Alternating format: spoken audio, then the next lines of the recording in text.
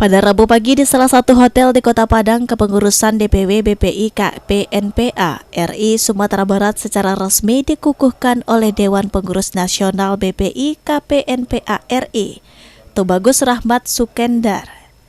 Kepengurusan baru ini terdiri dari berbagai unsur termasuk praktisi hukum, mantan jaksa, jurnalis investigasi, dosen, serta berbagai pihak lainnya. Sejak berdiri pada tanggal 28 Januari 2015 di Jakarta, BPI KPNPA RI telah beroperasi secara mandiri, independen, dan terbuka untuk berperan aktif secara nasional. Organisasi ini memiliki tujuan untuk membantu kinerja pemerintah di berbagai bidang, termasuk eksekutif, legislatif, dan yudikatif, dalam upaya pencegahan korupsi, kolusi, dan nepotisme atau KKN, serta dalam kasus perdata dan tata usaha negara. Di Kota Padang, BPI KPNPA RI telah menangani sebanyak 17 kasus, antara lain terkait penyewaan kendaraan bermotor untuk pimpinan daerah, pengadaan seragam siswa SMA sederajat se-Sumatera Barat, dan status PHL di Bapenda Sumbar.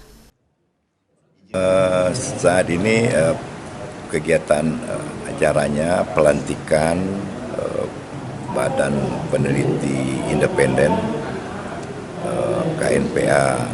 KPNPA itu keuangan dan kekayaan pejabat aparatur negara dan pengawasan anggaran Republik Indonesia wilayah Sumatera Barat, yang rangkaiannya adalah pelantikan nanti oleh DPN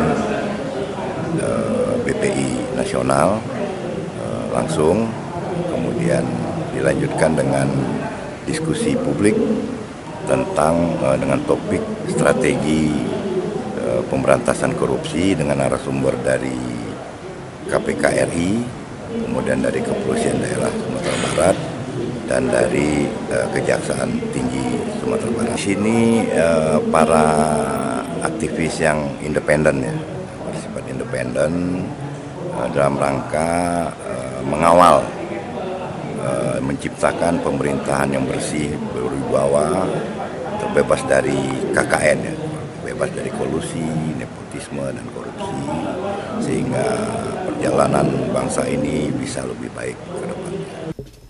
Dengan kepengurusan baru ini diharapkan BPI KPNPA RI di Sumatera Barat dapat semakin efektif dalam melaksanakan tugas dan perannya dalam mengawasi penyelenggaraan negara serta anggaran. Ketua DPW BPI KPNPA RI Sumatera Barat terpilih, Marlis, mengungkapkan, dalam waktu dekat DPW BPI KPNPA RI Sumbar akan mengadakan bimbingan teknis bagi seluruh pengurus. Program ini bertujuan untuk memberikan pembekalan yang mendalam dalam melakukan penyelidikan, investigasi terhadap berbagai kasus yang ditangani. Sudah kita sampaikan bahwa kita akan fokus 17 kasus yang sudah masuk ke kita untuk kita proses terus sampai nanti dia akan kita bisa laporkan kalau memang memenuhi syarat untuk kita laporkan ke aparat hukum. Terus ke depannya kita akan lebih fokus kepada yang tadi, pengadaan e-katalog yang kita indikasikan itu adalah korupsi yang dilegalkan, kemudian sipla-sipla yang di sekolah-sekolah itu, kemudian ya pengadaan konstruksi yang tersebar di berbagai daerah Sumatera Barat, dan yang ketiga tadi kita sampaikan adalah dana pokir.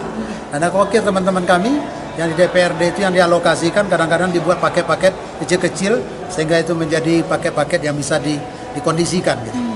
Dan termasuk juga BIMTEK yang dilaksanakan oleh dinas yang menurut kami perlu kita lihat secara bersama-sama. Ya, kita ini kan LSM, BPI itu adalah NGO. Nah, tentu kami tidak punya kewenangan hukum untuk memproses itu. Maka tugas kita adalah mengumpulkan data itu, dan ketika data itu lengkap, kita teruskan aparat hukum, baik Polda, Kejaksaan Tinggi, ataupun KPK RI. Karena DPN sendiri sudah punya komunikasi yang bagus dengan ketiga institusi ini. Sementara itu, Tubagus menyebut kehadiran BPI KPNPA RI di Sumatera Barat diharapkan dapat mengatasi berbagai permasalahan kasus yang ada di wilayah tersebut dengan baik.